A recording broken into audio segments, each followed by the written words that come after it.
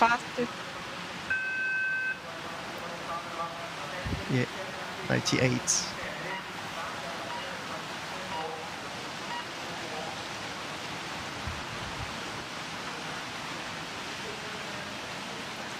I feel like for the paddlers who are coming now, I think if they are clean, it will be a very good step to make to the final, because it look like it's very difficult for the C1 to make it clean.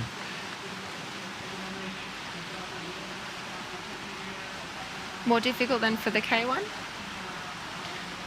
I don't know. Let's see later on this morning if the K1 will make it. But sometimes in K1 you can have a little more space to dodge.